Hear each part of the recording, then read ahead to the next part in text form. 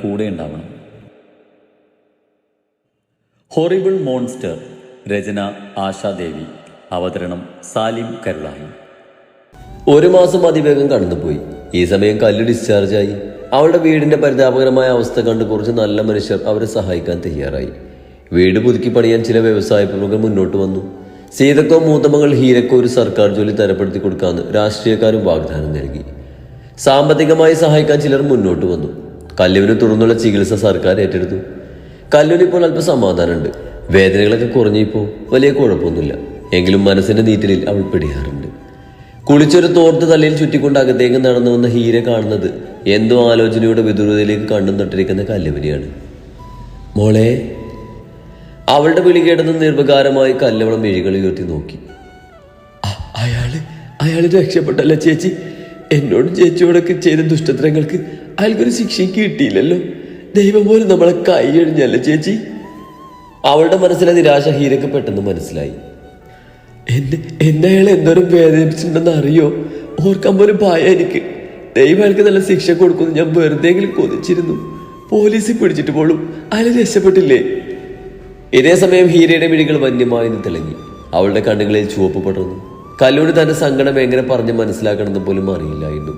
അവളെ മനസ്സിലാക്കിക്കൊണ്ട് ഹീര അവൾ തന്നോട് ചേർത്ത് പിടിച്ചു. എന്റെ കുഞ്ഞ് പേടിക്കണ്ട, ചേച്ചി ഇല്ല നിന്റെ കൂടെ. ഉറപ്പായി എന്റെ മോളോട് ചെയ്ത് തെറ്റിനുള്ള ശിക്ഷ അവന് കിട്ടിയിരിക്കും. ഇത് ചേച്ചി എന്റെ കുഞ്ഞിന് നൽകുന്ന വാക്കാ. വിശ്വസിക്കാൻ നിനക്കെന്നെ. ചേച്ചിയുടെ വാക്കുകൾ അവൾക്ക് പുതുപ്രതീക്ഷകൾ നൽകി. എന്നെങ്കിലും ഒരു നാൾ തനിക്ക് നേരെ ഉണ്ടായ ഈ അനീതിക്ക് ജിത്തുവിനെ കയ്യിൽ കിട്ടിയാൽ നേരിട്ട് തന്നെ പകരം ചോദിക്കണമെന്ന് ആ കുഞ്ഞു പെണ്ണും പകയോടെ മനസ്സിലുറപ്പിച്ചു. ഇതിനിടയിൽ കല്ലു തന്റെ ചേച്ചിയിൽ വന്ന മാറ്റങ്ങൾ തിരിച്ചറിഞ്ഞു. പാവം പൊട്ടിപ്പെണ്ണിൽ നിന്നും ഇന്ന് തന്റേടിയായ പെണ്ണായി അവൾ മാറിയിരിക്കുന്നു. ഓഫീസിലേക്ക് പോകാനായി കയ്യിലൊരു ഫയലുമായി ഹാളിലേക്ക് വന്ന സായി കിച്ചണിൽ നിന്നും ഉയർന്നു കേൾക്കുന്ന ആരുടെയോ ആക്രോശത്തിന് മുമ്പിൽ ഒരു നിമിഷം അവിടെ തന്നെ നിന്നുപോയി. ആരെയോ വഴക്ക് പറയുകയാണെന്ന് മനസ്സിലാക്കിയതും അവനെ നെറ്റിയൊന്ന് ചുളിഞ്ഞു. കുറുകിയ മിഴികളോട് അവൻ കിച്ചൺ ലക്ഷ്യം വെച്ച് നടന്നു. ആകെ കരഞ്ഞു തളർന്ന് വശം കെട്ട് നിൽക്കുന്ന നിളയെ കണ്ട് അവന്റെ മുഖത്ത് സംശയം നിറഞ്ഞു. ക്ലീനിങ് സ്റ്റാഫിന്റെ ഹെഡായ കത്രീനെ നിലയെ നിർത്തി പൊരിക്കുകയാണ്. എന്താ ഇവിടെ? അവന്റെ ശബ്ദം അവിടെ ഉയർന്നത് കേട്ടതും കത്രീനെ പെട്ടെന്ന് മൗനം പാലിച്ചു. ചോദിച്ചത് കേട്ടില്ലേ? ഇവിടെ എന്താ പ്രശ്നം? എന്തിനാ നീ അവളോട് ദേഷ്യപ്പെടുന്നത്? സാർ, ഈ കുട്ടി ജോലിക്കാര്യത്തിൽ വളരെ മോശ. ഒരു ജോലിയും കൃത്യമായി ചെയ്യില്ല. ക്ലീനിങ് സെക്ഷനിലിട്ട ഒരു ജോലിയും മര്യാദയ്ക്ക് ചെയ്ത മുങ്ങി നടക്കും. കിച്ചൺ സെക്ഷനിലിട്ട അവിടെയും ഓരോരോ പ്രശ്നങ്ങൾ ദിവസവും ഉണ്ടാക്കി വെക്കും. ഈ കുട്ടിയെ ജോലിയിൽ നിന്ന് പറഞ്ഞു വിടുന്നതാകും നല്ലത്. സായി ദേഷ്യത്തോടെ നിലയെ നോക്കി. അവളുടെ സങ്കടം കണ്ട് അവനൊരു ഇറ്റുപോലും സഹതാപം തോന്നിയില്ല. മറിച്ച് ദേഷ്യമാണ് ഉണ്ടായത്. എടേ, നിന്നോട് ആരാ കിച്ചണിൽ കയറാൻ പറഞ്ഞത്? നീ ഇവിടുത്തെ ആരാ? ചോദിച്ചത് കേട്ടില്ലേ? ആരാന്ന്? അവൾക്ക് നേരെ ചാടിയതും അവളൊന്ന് പതുങ്ങിപ്പോയി. 2 ദിവസം മുമ്പ് അവൻ തന്നോട് പറഞ്ഞ കാര്യങ്ങളൊക്കെ അവൾ മനഃപൂർവ്വം മറന്നു കളഞ്ഞിരുന്നു.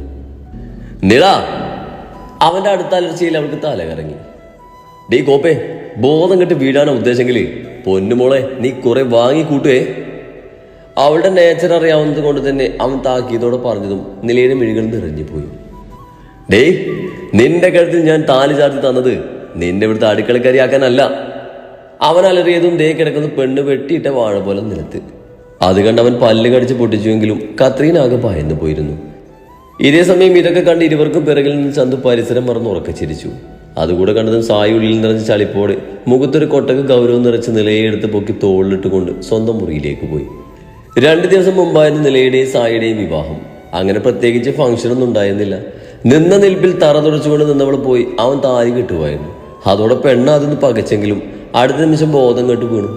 അന്ന് സായിയെ ഒത്തിരി കളിയാക്കിക്കൊണ്ട് പൃഥ്വി ചൊരിഞ്ഞ വർത്താനങ്ങൾ പറഞ്ഞു. അന്നാണ് മനസ്സ് തുറന്ന നാളുകൾക്ക് ശേഷം താനൊന്ന് ചിരിച്ചതെന്ന് അവൾ ഓർത്തു. അന്ന് ഹീരയും വന്നിരുന്നു. എന്തൊക്കെയോ കാര്യങ്ങൾ ചർച്ച ചെയ്തിട്ടാണ് ഹീര പോയത്. കുന്തം വിഴുങ്ങിയ പോലുള്ള ആ പെണ്ണിന്റെ മുഖം കണ്ടാൽ അങ്ങോട്ട് ചെന്ന് മിണ്ടാൻ ആരൊന്നും മടിക്കും. വന്നതിലും വേഗം അവൾ തിരികെ പോവുകയും ചെയ്തിരുന്നു. രാവിലെ വീട്ടിൽ നിന്ന് ലക്ഷ്മി വിളിച്ചിരുന്നു. സൂര്യ തന്നെയാണ് അവൾക്ക് ഫോൺ കൊടുത്തത്. അവസരം കിട്ടിയിട്ടും ഒന്നും വിട്ടു പറയാൻ അവൾക്ക് തോന്നിയില്ല. അവരെങ്കിലും സന്തോഷത്തോടെ ഇരിക്കട്ടെ എന്നാണ് ഇപ്പോൾ തോന്നുന്നത്. അവളുടെ വിശേഷം അറിഞ്ഞതിൽ പിന്നെ എല്ലാവർക്കും ഇങ്ങോട്ട് വരണം എന്നൊക്കെ പറഞ്ഞ് ബഹളം കൂട്ടുന്നുണ്ട്. ഉള്ളിൽ പേടിയുണ്ടെങ്കിലും താൻ പ്രണയിക്കുന്ന തന്റെ ഭർത്താവ്, അതിലുപരി തന്റെ കുഞ്ഞിന്റെ അച്ഛൻ, അദ്ദേഹത്തെ വെറുക്കാൻ അവൾക്ക് സാധിക്കുന്നില്ല. അവളുടെ ചിന്തകൾ നൂലുപൊട്ടിയ പട്ടം പോലെ പാറി. എന്നാൽ കത്രീനയാകെ വിറച്ചുപോയി. നിള, അവളെ സായി വിവാഹം കഴിച്ചത് അവിടെ ഉണ്ടായിരുന്ന ഒട്ടുമിക്ക ജോലിക്കാർക്കും അറിയില്ല. ഇതിപ്പാകെ പണിയായല്ലോ എൻ്റെ കർത്താവേ. ജോലിക്ക് നിന്നവൾക്ക് യജമാനത്യാകുമെന്ന് ആരെങ്കിലും കരുതിയോ? കത്രീന പദം പറഞ്ഞ് വിലപിച്ചു. ചന്തവരെ ഒന്ന് കൂർപ്പിച്ച് നോക്കിയിട്ട് അകത്തേക്ക് കയറിപ്പോയി. അവളെയാണ് അവൾക്ക് കൂടുതൽ പേടി. കാരണം കൂട്ടത്തിലെ ഏറ്റവും ബഡാബോസിന്റെ ഭാര്യയാണ് അവൾ. ഒന്ന് പിടിച്ചാൽ നഷ്ടമാകുന്ന ജീവൻ തന്നെയായിരിക്കും. തന്റെ ലക്ഷ്യങ്ങൾ നിറവേറ്റുന്നത് വരെ ഇവിടെ തുറന്നേ മതിയാകും.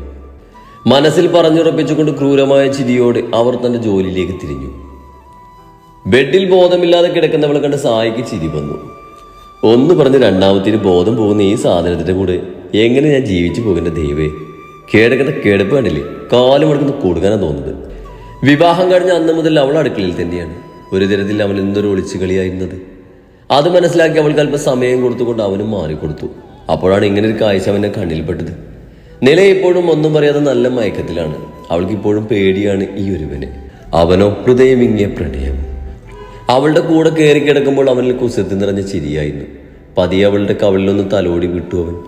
ആള് ലോ BP ആണ്. നിസ്സാര കാര്യം മതി ബോധം കെട്ട് നിലത്ത് വീഴാൻ. ഇങ്ങനൊരു അവസ്ഥ അവൾക്ക് വരാൻ കാരണക്കാരൻ അവളുടെ ആദ്യ ഭർത്താവ് തന്നെയായിരുന്നു. അത്രയും ദ്രോഹിച്ചിട്ടുണ്ട് അവൻ ഈ പാവത്തെ.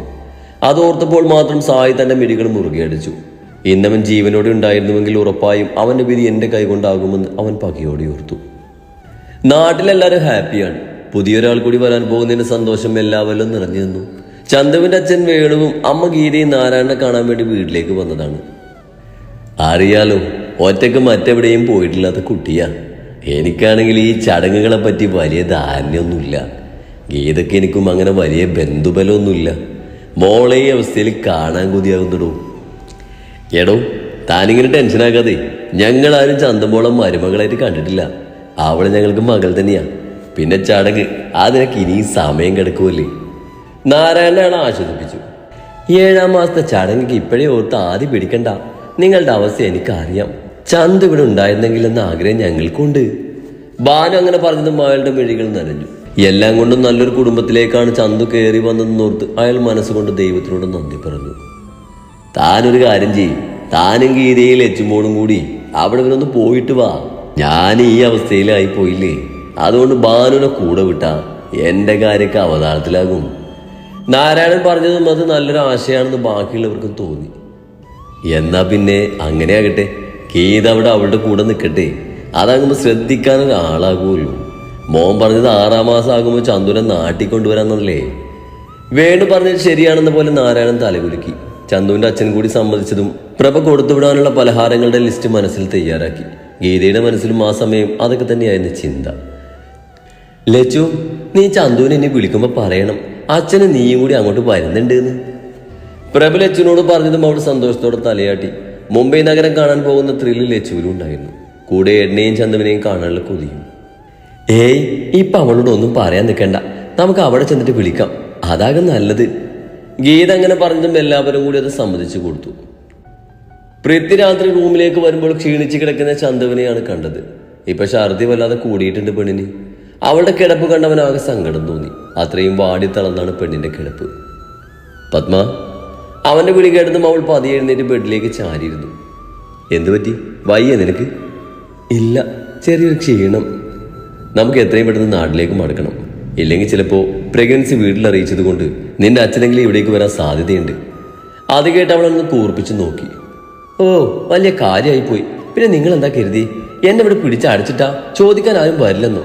നോക്കിക്കോ, ഞാൻ അച്ഛൻ വരുമ്പോൾ എല്ലാം പറഞ്ഞു കൊടുക്കും. വാശിയോടെ അവൾ പറഞ്ഞതും അവന് ചിരി വന്നു. പക്ഷേ പുറമേ അവനത് കാണിച്ചില്ല. പകരം ഗൗരവം നിറഞ്ഞ മുഖഭാവത്തോടെ അവൾ നോക്കി. നീ അങ്ങനെയൊന്നും ചെയ്യില്ല പത്മ.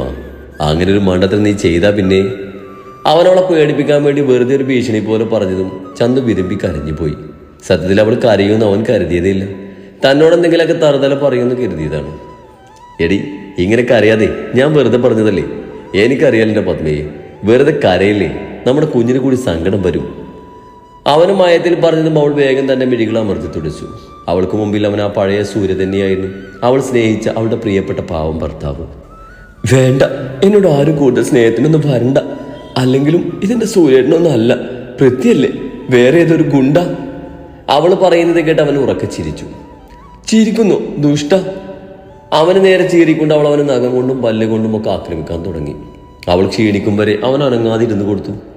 കുറെ സമയം കഴിഞ്ഞതും അവളുടെ ഇടുപ്പിൽ കൈ ചുറ്റി അവൻ അവളെ തന്നോട് ചേർത്ത് പിടിച്ചു. പെട്ടെന്നുള്ള പിടിയിൽ അവൾ നാടി ഉലഞ്ഞു പോയി. അവന്റെ മുഖത്തേക്ക് നോക്കിയവൾ പൂച്ചയെ പോലെ പതുങ്ങിപ്പോയി. വശമായ നോട്ടത്തിൽ അവൻ അവളൊന്ന് ഒഴിഞ്ഞു. നാണം കൊണ്ട് അവളുടെ കവിളുകൾ ചുവന്നുപോയി. അത്രയും കണ്ടതും അവൻ വീണ്ടും ഉറക്കെ ചിരിച്ചു. അതോടെ പെണ്ണിന്റെ ഭാവം മാറി.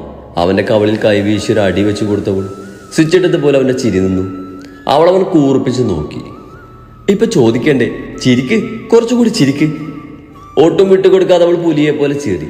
അവൻ ആ സമയം അവളുടെ കവിളിൽ കുത്തിപ്പിടിച്ചു. പകപ്പോടെ അവളെ നോക്കി. അവന്റെ മുഖഭാവം കണ്ട് അവൾക്ക് ശരിക്കും ഭയം തോന്നി. അപ്പോഴാണ് തനിക്ക് പറ്റിയ തെറ്റ് അവൾ ഓർത്തത്. പെടഞ്ഞു പോയി അവൾ. അവനിലെ വന്യഭാവം കണ്ട് അവളുടെ ഉള്ളൊന്ന് കിടുങ്ങിപ്പോയി.